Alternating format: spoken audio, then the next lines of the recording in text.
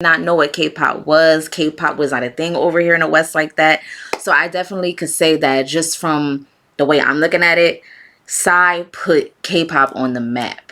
To audition for my label. So Namjoon comes in, he does the audition, Pong is blown away, and he signs him on the spot. That's how tall they got. Pong doesn't know what to do with this kid. They spit in. I said, bro. I said, first of all, when you don't hear BTS's catalog and you're in the West and all you do is hear the English songs that are making waves on the charts, like the Dynamites and the Butters, you really don't know. Like, you don't know how they really giving it up. I'm trying to get that done. Every day is another struggle. This is my life. So what if I can't say no? Just sit back. What is up, guys? Welcome back to the channel. Listen, okay, listen. Now, the last time I did a BTS video, y'all was showing mad love. The video is definitely going up, and it was BTS like in Western boy band culture. And basically the video was just saying how when it comes to BTS, they are just so disrespected by the Western culture. Like, a lot of the other boy bands be hating, be real bitter, real mad because they have not popped. So I definitely gave my feedback and my opinion to that, and a lot of you guys respected that, and most of you pretty much agreed and was like, yeah, like the Western culture when it comes to like K-pop groups are just like extremely dismissive, and they don't give them the recognition that they actually deserve, especially when they put in the hard work, blood, sweat, and tears. They're extremely unified. And yeah, man, thank you all for commenting and showing so much love to that video, and recommending me videos to react to. So I did put up a poll on my YouTube community tab asking you guys, what video did you want? Did you want BTS hardships? Because these videos have been recommended to me. But I said BTS hardships, BTS versus radio, or BTS K-pop, and BTS K-pop was unanimous. So today we are going to get into it. Again, you're going to hear my raw, unfiltered opinion about BTS, and I'm excited, okay? Listen. Again, y'all have been showing a lot of love. Patreon is now live. I did add a BTS tier. Okay, we have a Blackpink tier, we have a BTS tier, we have a general K-pop tier that has acts such as Twice, EXO, and I will be getting to aespa, the girl K-pop group, very, very soon on my Patreon. And also we have a female rap tier. If you do enjoy female rap, Nicki Minaj, Doja Cat, you know, the girlies are out here making waves and making moves. And then I have an all access tier where you can get everything in the other tiers and so much more. And the link for Patreon is down in the description below. And yes, for BTS, we will be getting into albums. We will be getting into songs that I haven't heard from the solo members. When they do release solo songs, and also songs where they're together. I still have a lot of videos that I have not reacted to of BTS, so that will definitely be on Patreon as well. I do want to get into Run BTS, and I know they have like different reality shows that they've done as well. I can't think of it off the top of my head. But yes, we will be getting into a lot more BTS content, so I'm really excited about that. Again, Patreon link is down in the description below, and also up here in the corner if you want to just click the link. Let's go ahead and get into this. I'm really excited. This video is 30 minutes long, y'all. And if it's 30 minutes long, then you know that when I'm giving my commentary, it's going to at least run probably 45 to 50 minutes. It might run that long because you know I'm going to talk. You know I'm going to give it up, period. So let's get into it.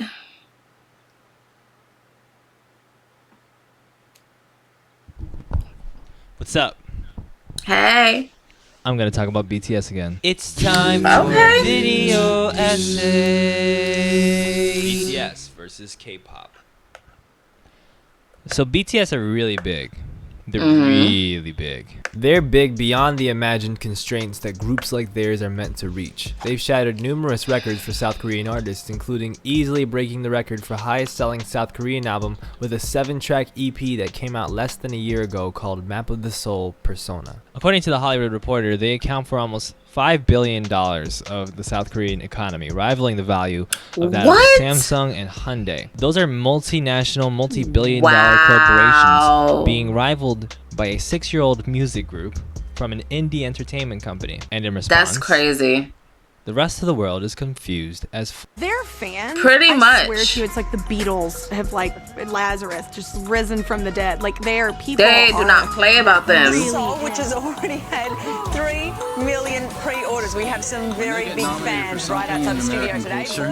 Like millions of let's make them win. They're like a million retweets and everything. It makes me and Shawn Mendes are like, how do we get this type of fan? K-pop is a genre of music, and in order to be a K-pop artist, you got to go through K-pop college, and that's actually a real thing. It's understandable that people would be confused.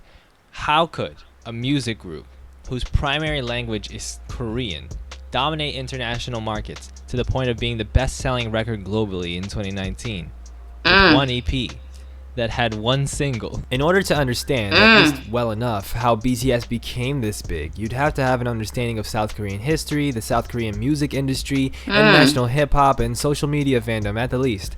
And most publications either aren't able to gain these understandings or don't care to. So instead, most of the conversation focuses on one ostensibly understandable part of BTS's identity: K-pop. I mean, after all, BTS are a K-pop group. Right? Maybe? I think. You can't gain a true understanding about BTS's rise to success without understanding the world they came from, which is K-pop. The problem is, most people don't understand K-pop or BTS as much as they think they do. What do you think when you think of K-pop, casual audience member? I'd guess you think of screaming teenage girls, perfect looks and choreography, simple English hooks, and of course that spooky underbelly that every magazine and their mama has lined up to cover over the years. There are two problems with this. One, BTS have succeeded in great part due to their divergence from these common K-pop qualities. But when BTS and their success are constantly grouped in with K-pop by Western media, the people being introduced to them who only know those things are going to think that BTS success comes down to those things, which could be further from the truth, but still isn't really true. And two, K-pop is a lot more complicated than the ideas everyone has of it. Even the people that study and discuss Korean music disagree on their definitions of what K-pop is and what the term K-pop even means. I've been tangentially in the media industry for less than 2 years and covering BTS for less than half a year. And I'm here to tell you that the media industry is not covering BTS as well as they should in the West. I started a Twitter account with the goal of explaining these topics in a form that blends journalism and social media. It's a Twitter account called TY But Disagree. Today we're launching the first episode of our TY But Disagree video series, hosted right here on Baby Gang, my YouTube channel, and fake media company. If any of this is confusing, it doesn't matter. Here's what matters. Today we're going to talk about BTS in relation to K-pop. We're going to learn about what K-pop is, what BTS are, and whether or not BTS are even a K-pop group in the first place. And before you close this video and dismiss that question as absurd, I assure you, this stuff is way more nuanced than you think it is. Part 1. What is K-pop? Is K-pop a genre or an industry? Yes or no? I think both. A 2017 maybe? article by TK Park on his popular blog Ask a Korean, entitled "K-pop is not a genre," asserts that the term loosely only refers to popular music of Korea, which of course includes many types of genres and labels. Park mentions the rock group FT Island and the solo crooner IU. These two artists make different styles of music but can both be classified as K-pop. Therefore, K-pop can't be a genre, but more of a generalized classification. Simple enough, right? Well, no. It's important to remember that genre classification in general does not strictly refer to musical stylings. At least, this is the assertion held in a response article by Lizzie Parker at the blog Beyond Hallyu from the same year, entitled, "Is K-pop a genre? Yes. Yes, it is." That's the title. I didn't exaggerate that. Parker does not entirely throw out Park's valid assertion that K-pop is a loose classification meaning popular music of Korea, but contends that this makes it a genre all the same, as all genre classifications have this same looseness. Quote, "No one actually uses genres to make concrete, definitive lists of specific kinds of music. They're relational terms we use so we can form an understanding of a piece of music, often before we have listened to it, in relation to our existing cultural reference points, and further understand our and others' enjoyment, or lack thereof." As an example, the pop genre is the messiest classification you can imagine. Louis Capaldi and Lizzo both have two of the top songs on pop charts right now, as of my making this video, but one of them makes sad white boy folk pop, and another one of them makes funk, soul, and disco adjacent rap But it's all music. pop. They're both pop artists in that they employ accessible Right. music qualities. They have catchy melodies, they've got accessible time signatures, conventional mixes, but from a technical standpoint and from a cultural standpoint, they couldn't be any more different from each other. Both authors make valid points. Given that K-pop basically means Korean pop, that means that this sloppy genre classification still qualifies in a way. The only difference is the subcategorization of this music being primarily or entirely created and marketed by the Korean music industry, mostly in the Korean language and mostly performed by Koreans or people of Korean descent. In the United States, genre classification has strong ties to racial and cultural barriers. As described by the musicologist Robert Fink in a PS Mag piece by Jack Denton, quote, "The way genre works is to create categories that are partly musical, but also have a lot to do with the perceived identity of the artists and the target market. This could partially explain why K-pop is such a prevalent term in the United States, but is by many accounts used far less in Korea. Instead, the term idol music is used to describe what Americans typically deem K-pop, as in the groups and solo acts who create hybridized Korean songs with Western pop music qualities, and usually present with precise choreography and makeup." Now that we've deconstructed the term K-pop a little bit, let's talk about what idol music is and where it came from. In order to do that, a brief history of music in South Korea. Let's go! For centuries up until the late 1800s, I've never even heard of idol music. I've heard of idols, like Korean idols or K-pop idols, but I've never heard of the term idol music before. I hear more of K-pop than idol music, if that makes sense. And it's really interesting how he brought up is K-pop a genre or is it like an industry? I never even thought about it like that. Okay, so far this video is very descriptive and informational when it comes to K-pop acts and just the Korean culture and all of that. Okay. hundreds, Korean culture was shaped by Sinocentrist ideals, deeply influenced by their proximity and allyship with China. This led to the preeminence of Korean Confucianism, which entailed the emphasis on things like a stringent shared moral code in social situations, a respect for elders, and a necessitation of ritualism. Those rituals extend to the traditional music styles of Korea. Works which followed a pentatonic music scale, involved Chinese-derived instruments and garb, and included genres like pansori, which is a type of storytelling via vibrato-heavy, open-throated pentatonic scale singing. These styles of music involved very conservative performances. The body is still, the clothes are unrevealing of any flesh.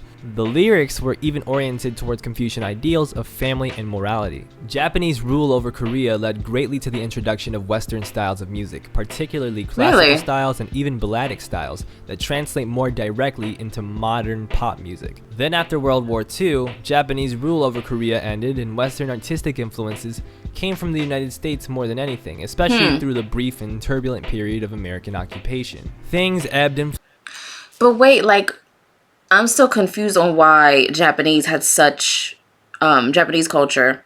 I think he said something about when they were in the war, why that had such a huge control over whether they listened to music from the States or not. That part has me a little confused. Maybe I should go back just a little bit because I'm I don't get it. Let me see. term K-pop a little bit, let's talk about what idol music is and where Yeah, it I have came to go from. back a In little order bit to because do I'm trying to that, understand. A brief history of music in South Korea.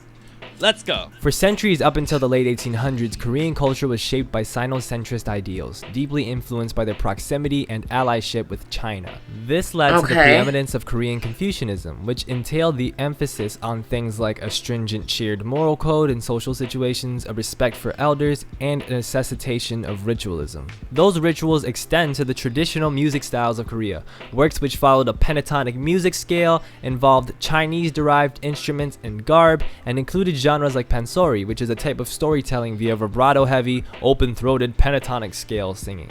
These styles of music involved very conservative performances. The body is still, the clothes are unrevealing of any flesh.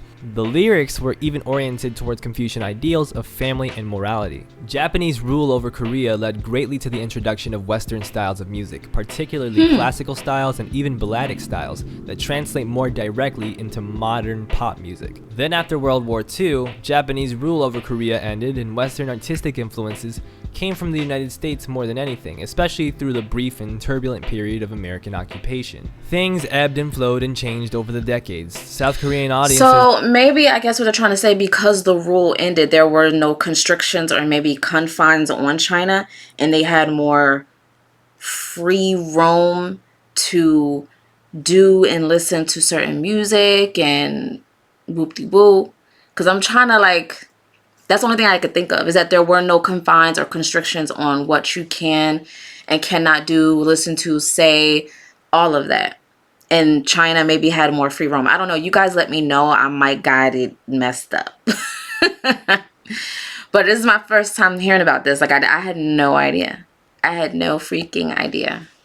Became more and more appreciative of Western sounds, particularly as the television and the karaoke machine grew to become highly popular and as the economy improved. Hip-hop became a phenomenon in the West during the 80s, and its influence disseminated throughout the world. Sotaejian Boys debuted in 1990 and completely abandoned pentatonic scale structure, making full use of diatonic hip-hop, rock, and pop sounds. They also incorporated dancing, which had been utilized successfully by artists like Sobangcha before them. They weren't the first to do these things they did, but they were the most influential, particularly in how they synthesized these elements, how they reformed the conventional music TV formats and other music formats, how they built a really strong fan base of young people, and their overall explosive entry into the Korean music industry signaled a change in things to come. Sotaejian Boys, by the way, were pretty badass. They wrote their own stuff and they played their own instruments, and despite their music not carrying the same leftist ideals necessarily that previous attempts at Western music had in South Korea, they were still unafraid to challenge status quo and older generations in a very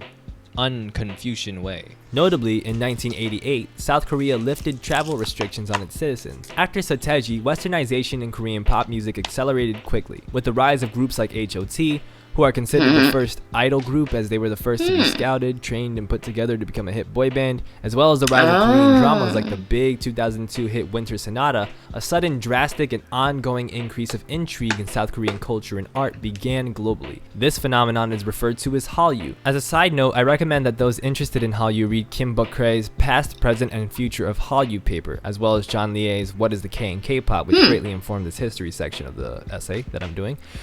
In the former, Kim states the following of Hallyu and its focus of decentralizing Western culture by adapting it. Quote, under the current circumstances, the Hallyu boom is emerging in the modernized/industrialized East Asia, where people with an economic power have a strong desire to be the cognitive subjects of their cultural activities. In this context, Hallyu can no longer be considered a simple cultural acculturation, but a transcultural phenomenon, or a process of cultural power reorganization through the complex/dynamic movements of people, mass medias, and transnational capitals. Thanks to this eventual embrace and aim for perfection in the realm of popular Western forms, South Korea's economy is boosted drastically year by year by its cultural exports. Understanding Korean history teaches us a few things. One, that Korean culture is divided between past and present, between Western ideals and the remnants of Confucianist, Sinocentric ideals. While South Korean society still retains these moral codes and customs related to respect and ritualism, it's also being pulled quickly in the direction of more liberal, rebellious, anti-traditional ideas, in part because these ideas are fueling boosts to the country's economy. This conflict manifests in the music itself and the music industry, which is very dead set on upholding certain traditions and approaches while using art forms like hip-hop that are built on anti-establishment, anti-ritual values. This creates a tension within the music that is ironically uniquely Korean, despite the fact that your average K-pop song bears little resemblance to anything that existed in Korea before the 20th century. Thusly, it teaches us that K-pop is more than just a genre or an industry. It is a cultural export and, somewhat antagonistically to the people who make money from K-pop, a progressive cultural movement, in a way.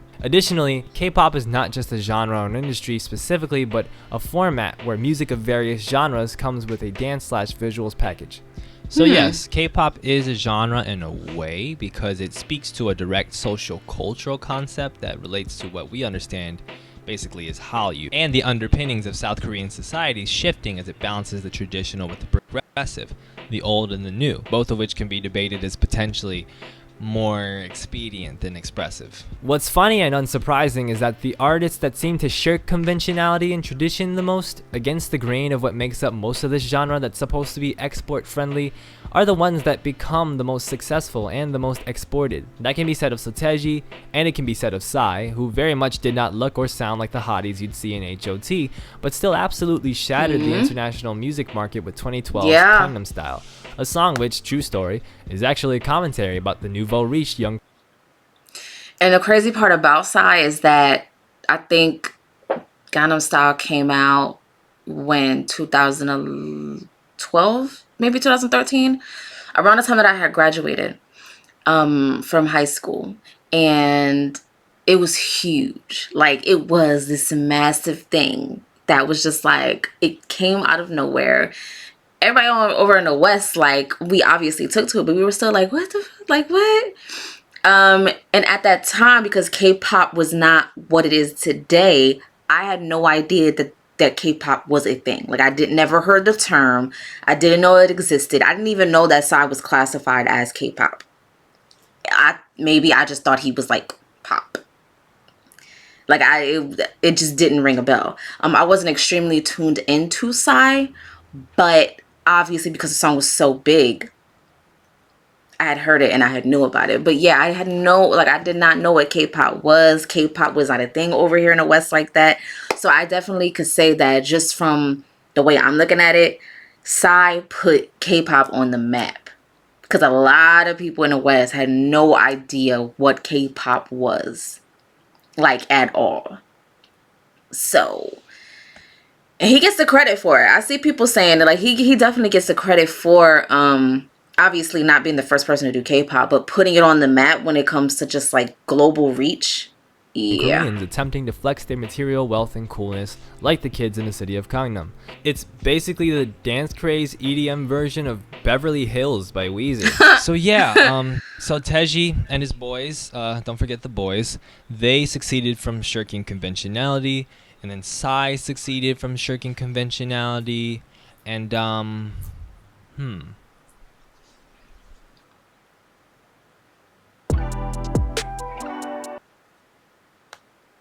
Part 2. Who are BTS and why are they so big? Okay, so Teji and boys debut. They make Korean pop rap a thing, they become hugely influential, and then Lee Soo-man, president of SM Entertainment, realizes that black music is going to be key to constructing K-pop in the image of Teji and others, so he scouts an attractive boy band that blends sex appeal with hip-hop and calls it HOT. HOT succeeds, and soon floods of boy groups and girl groups follow to varying degrees of success, often paired with behind-the-scenes controversies, fan wars, the Korean language can be bent into rap music without sounding awkward or overly imitative of Americans and the uncomfortable ideas Korean society had of black American culture. Yikes. To thank for this, you have OGs like Verbal Chint and Tiger JK of Drunken Tiger, but you also have Epic High to thank, led by Korean-Canadian rapper and Stanford graduate Tableau. Fuck you if you don't think he graduated from Stanford. Epic High became successful not only in hip-hop subcultural circles, but also in the mainstream eye. In the midst of this booming new K-pop music industry, and by K-pop I do mean idol music, as well as the rise of rap music in the mainstream, a successful idol music producer named Pang Si-hyuk starts his own record label in 2005 called Big Hit Entertainment. The label struggles with money, but stays afloat by working with different groups. In 2010, one of Big Hit's producers, P-Dog, and an underground rapper named Sleepy are drunk. Sleepy says to P-Dog, "Hey bro, do you want to see this teenage rapper I found in an audition? He's pretty dope." And P-Dog says, "Bro, yes." So Sleepy finds these underground Korean rap videos of this one 16-year-old kid named Kim Namjoon. P-Dog is like, "Bro, he's dope." And Sleepy is like, "Bro, I told you." And then P-Dog decides to tell Pang about Kim Namjoon. And then Pang is like, "Holy cow, he's dope." And then P-Dog is like, "I told you." And then Pang is like, "Shut up, I'm your boss." And P-Dog is like, "Yes, I'm sorry, Mr. Pang." And then Pang is like, "Bring this kid in immediately to audition for my label." So Namjoon comes in, he does the audition, Pang is blown away, and he signs him on the spot. It's how tall they got. Pang doesn't know what to do with this kid. He knows he's the real deal and is devoted to making him part of a bigger project to get him Taller famous. glasses. That is so funny. He decides, I'm gonna put Namjoon in a rap group, like Epic High. So they start holding auditions for rappers, and a bunch of them come and go. The second audition, which contained a video cattle call that has since become an infamous meme, brought in the group's second rapper, Min Yoongi, aka Suga. Min Yoongi! As time evolves, the idea morphs from being a rap group to being a rap-centric idol group. And Suga Yo, and these stick Namjoon figures have me realized that they have to crying. dance, which probably sucked for them. What you have to understand about Big Hit is that They were are a rappers. small They did not company, want to be really dancing small. like that. They would never be able to compete on the level of big labels like SM and YG, who would cherry pick amazing talent, offer them the best potential rewards, and put them in a well-resourced, regimented training system. Big Hit had no trainee system in place when they brought in Namjoon, and scraped by to create one, brought in more members, and adapted with what they had. There are many clips and pics online from this time period, which include the group's senior member, Chin, paying for the youngest member, Jungkook's food out of his pocket instead of from funding they had from Big Hit, which was quite low. When it was finally time for BTS to debut, their act was sharpened and had resolve. They were going to wear dark clothes and do lots of acrobatics and shouts on stage. They were going to critique Korean society based on their own feelings and influences from groups like Epic High, as encouraged by Pang and as part of Big Hit's mantra of music for healing. They were going to film themselves a lot, capturing their struggle to get better from the beginning. Their second ever reality show featured the group heading to Los Angeles to get drilled on hip-hop culture, which was to be a fulcrum of their ethos. So how did this group succeed so much more than any other big group before them? Generally, I'd say it's because they blended the subversive, progressive virality of acts like Sotaeji and Boys and Psy with the well-trained dynamism of big groups like Big Bang and EXO. But perhaps more importantly, BTS intentionally and inadvertently had an ethos. Being a fan of BTS meant sharing in that ethos. BTS and Big Hit pushed music for healing. Each of their records have messages, implicit and explicit, which encourage social change, respect, and self-healing. Their first ever series of albums, known as the School Series, tackled the commodification of dreams and the pressure from older I knew it. Themes that would later... Y'all don't know. I had did a few video reactions up on Patreon. I think it was Boy in Love and We Are Bulletproof. And I was like, I'm noticing a theme. I'm noticing like a school theme. Now, again, I know a lot of BTS's newer songs on some of their albums. Obviously, the ones that are like the big ones. And I also know some of the little hidden gems that might be on an album, a few of them. But like the older music, I'm just starting to get back into the older music. Like I literally, I've only seen We Are Bulletproof, No More Dreams, and Boy in Love. I think that's it so far. So I have a lot more music to listen to. But when I had seen those videos, I was like, I'm starting to notice like this theme of like school. And I didn't know if it pertained to just like one album, or if it was like a series of things that was happening. You know what I mean? So I'm glad that this video basically answered what I was thinking the entire time. Because I was like, why does this seem like it's like their videos have like a school type of theme, and you know, they're playing basketball, or they have like football pads on their shoulders, like they're like playing like high school football or something. Like it's just, I don't know, but I definitely didn't have that question, so I'm glad that he answered that for sure. The School series tackled the commodification of dreams and the pressure from older generations, themes that would later surface in anti-establishment anthems like Bepse and Paradise. Or take the later Love Yourself album series as another example. The self-explanatory title bridges together a conceptualized album trilogy by the group which delved into themes of self-love and exploration of identity.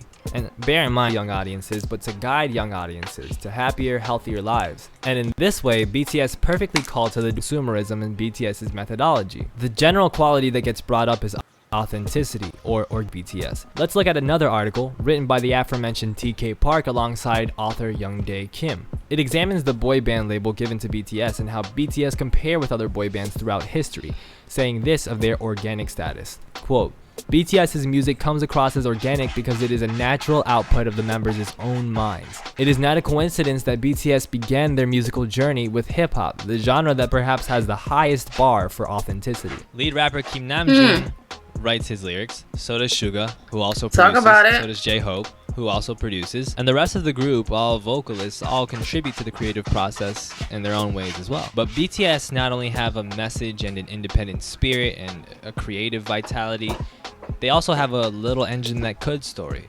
A feel-good tale about this one under-resourced group that stuck to their guns and ended up succeeding past all of the other much more well-resourced, richer, more conventional groups. It's also worth noting that BTS's fan base is incredibly culturally and demographically diverse in general. It includes all genders, all sexual orientations, and all age groups. That's not to say that there aren't fans of other groups from all demographics, it just doesn't split quite as evenly as BTS's fanbase does, usually. You see tweets from older married couples excitedly ruminating on seeing BTS live for the first time. These dynamics are not only unprecedented within K-pop, they're unprecedented to any boy band anywhere in the world, perhaps including the Beatles, whose pop work and more subversive work mostly engaged younger and artsier audiences, while BTS appealed to all age groups and interest groups. When you simply label BTS as a K-pop group or as a boy band and then paint their fan bases sex-crazed young women whose attraction to the group stems from physical attraction and general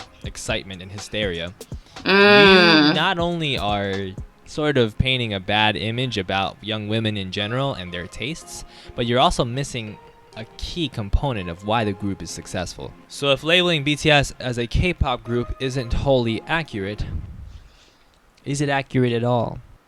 You might notice that I am doing this a bit different from the rest of the video. That's because I recorded this part a few days after the original video was recorded, because I wanted to redo this part and make sure sides of, and I don't take issue with anybody saying that BTS aren't a K-pop group, because categorization is pretty dumb and up to anybody to, decide. And also I think, it's pretty refreshing to hear that people want to take BTS and their achievements and put it in its own category. That's a beautiful thing in a way. I just think, for one, when you look at what BTS have done, from the fact that they came from the K-pop industry, that they accept Idol as a I think that they should be proud to say that the center of one of their songs, one of their hits, Idol, they're K-pop and the stars. fact that they've done There's nothing wrong with reality shows and variety shows, first doing them on the network shows and then doing them on their own. The fact that they have similar release strategies to K-pop groups and how much output they do, the way that they combine different styles of music. I mean, they have their own unique blend of it, but it's still a blend that pretty much resembles K-pop in a lot of ways.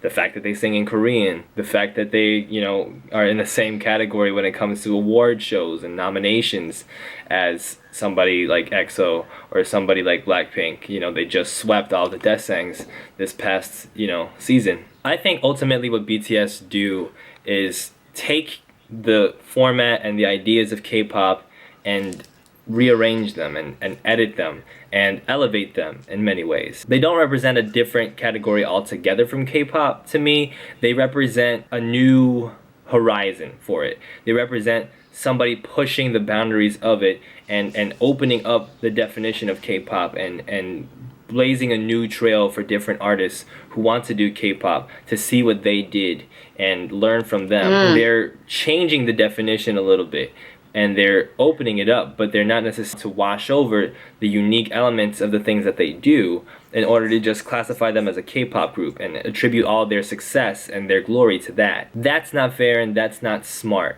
It's not smart even when you do it with other groups that have pushed the boundaries of K-pop, like a Soteji or like a 17 who write and produce their own music, like global success as. They're the type of artists that ultimately BTS are similar to in many ways, and yet because they're Korean and because K-pop is a part of their identity, it pretty much dominates the conversation unfairly. I agree with that. Easy going when it comes to classifying people regionally when they come from other regions, but not recognizing that we are regional artists ourselves in the United States.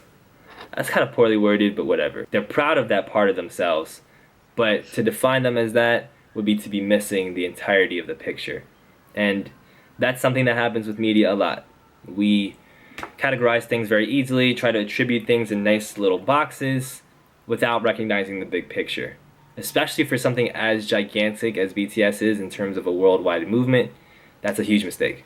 Once you acknowledge that the things people think about K-pop are not entirely true, you begin to see that the supposed separation between BTS and K-pop is not as drastic as one may think, while still being there to some degree. BTS mix elements of hip-hop, a Black American genre, with indigenous Korean culture, like in their engendering of Han, a cultural emotional concept unique to the Korean people that involves a feeling of forlorn grief and resentment. Their music blends the Korean Confucian elements of traditional Korean society while also nailing elements of exploitation, of Western cultural ideas and progressivism that marked the rise of Hallyu. This does not mean that BTS's successes, as so many in global media seem to indicate, can be attributed to the rise of K-pop. The rise of BTS and the rise of K-pop are distant cousins. BTS's rise, while related to Hallyu and K-pop's growing pop success, is being attributed to hair metal. BTS do elude categorization in a way perhaps unmatched throughout pop music history, and for that they do live in their own category.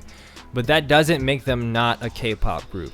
It doesn't mean that the K-pop category can't describe them just as the hip-hop category or the general pop category can at times. Additionally, while many Koreans will tell you that K-pop is not popular amongst adults in Korea and is not treated as a serious genre, that doesn't mean it isn't a serious genre. The rise of poptimism in American music criticism, while controversial for a number of reasons, does center around the reality that pop music is still a legitimate and investigatable form of music, even at its most saturated and commoditized. This is especially true of pop artists who explore the form through writing and producing BTS. We will be figuring out how to categorize them, failing, and then analyzing why we failed. And in the present tense, we have to continue to pressure Western media to cover BTS like the unique phenomenon that they are, not as the symptom of a viral wave or an inhumane industry or a sex-fueled craze, but as a unique, game-changing group of artists. So much of the story of BTS is one of fighting K-pop, from dealing with accusations of faking sales numbers when their album eclipsed Big Bang's album in 2015, to dealing with waves of hateful fan comments you can probably find in videos that have the term BTS and hardship in the title. This extends to fighting the label of K-pop, a label so unfairly loaded it can instantly turn global audiences away. From conservative country boys in the south of the US, to the hyper-masculinist audiences from conservative countries in Latin America, to the leftist communities appalled by the spooky K-pop industry. That, by the way, is its own thing that we gotta cover in a separate video. We forget often that neither BTS nor K-pop can be properly and unilaterally defined. They both wield complicated semiotic experiences. They not only symbolize so many things, but the things that they symbolize differ greatly from person to person. In studying BTS, we observe how a person or group of people's categorization can be theirs to champion or theirs to destroy. How your category can both be the thing you feel you are the least and the thing you feel you are the most. I said that in such a deep and cool way. God bless me. God bless me for acting like I'm a smart person. We done. Get it off my hands. Off my hands. Thanks to everyone for helping me out. Thanks to Motoborahe. Thanks to my cat for the amazing support. I think she left. Check out our other videos moving forward and follow TY But Disagree on Twitter. I have been your host, Elliot Sang. If you have an opinion about this, and you probably do have an opinion about this, and you might be mad at me about what my opinion is, leave a comment. Be nice, but leave a comment. He's funny. This was a good video. This video was very freaking informative. It was a lot of things that I did not know.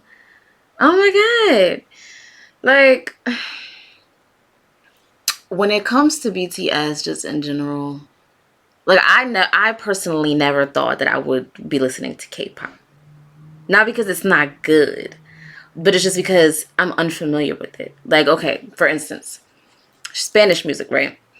Even though Spanish is a different language, it's still familiar in the West. Like, I have cousins who are like half Spanish. Like, I grew up in New Jersey, and where I had Spanish friends. Like, my best friends were Spanish. Like, it's familiar. So there are Spanish songs that I do know, and that I do know the meaning to, but it's familiar. So I have more of a comfortability with it.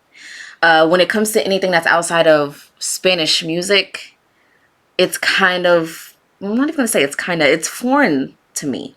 So I'm kind of like, I don't know if I would like it. Like, I don't know. The first K-pop song I heard, what was the first K-pop song that I heard? I don't know. Would it be Psy? It might be.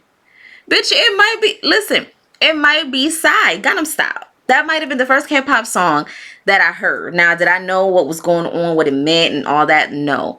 I think as far as BTS goes, I think the first song that I might have heard from them that, like, really drew me in,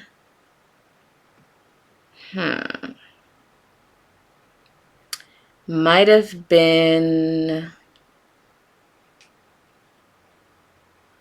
Serendipity.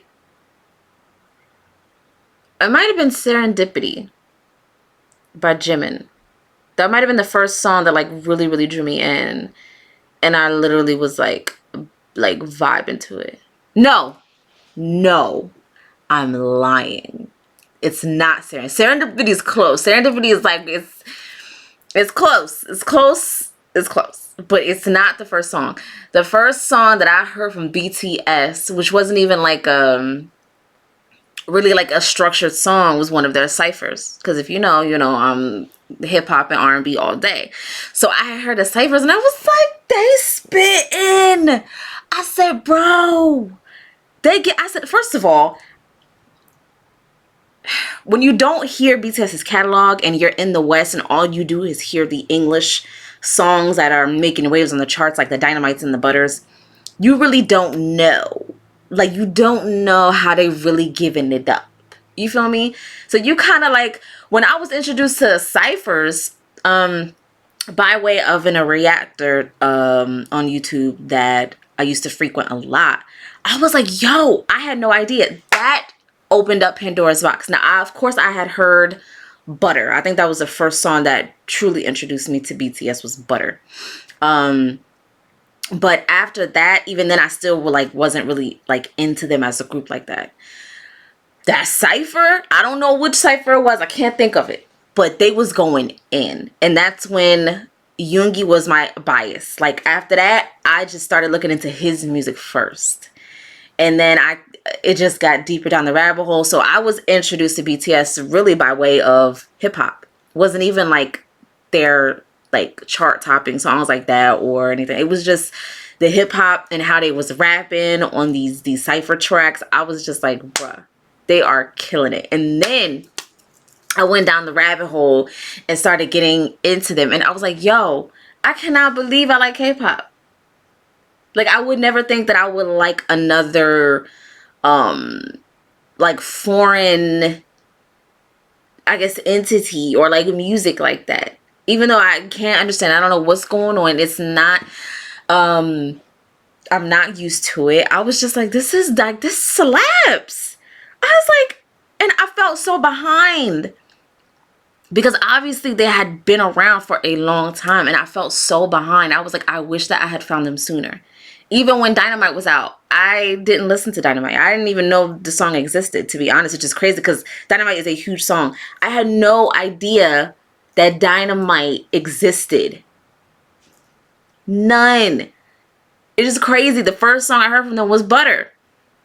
Butter was the one that I heard. I didn't even hear Dynamite when it first came out. And Dynamite came out during like quarantine type days when COVID first popped. So, bruh, I'm telling you, BTS is different. They're different, man. And that's facts. When it comes to ARMY, y'all are supportive as hell. Like, y'all are so supportive. Y'all are like just so lovely, kind people, understanding people. And you guys do come in all shapes, sizes, ages, sexes, religions, races, like all of it. All of it. And it's so unique to be able to have a fan base that is just like completely worldwide and anybody can join. Do you know what I mean? So I think that's really, really cool. Whew. This video has just been too long. Let me go ahead and get up out of here. Thank you so much. I love and appreciate all of you. Patreon is up and running. I do have BTS content if you want to go over there and subscribe. It is only $5 a month. Let me tell you something. That is cheap, okay? Compared to what I be seeing, all these other people pages. Bitch, that is shit. $5 a month for documentaries, album reviews, music video reactions. Like, you are getting all of that and so much more. So I will go ahead, go over there, subscribe. The link is down below. The link is up in the corner as well if you want to just click on that. I appreciate you guys so much. Make sure you guys like, comment, and subscribe, okay? I will be dropping BTS content all week, so you do not want to miss that. I'm not sure if I want to dive into BTS versus radio or BTS hardships. You guys let me know in the comments which one you think is next. I will see you guys in the next video. And until then, bye. Done it all. Been through it all. I walked over the motherfucking fire with sandals. Gonna burn your feet eventually.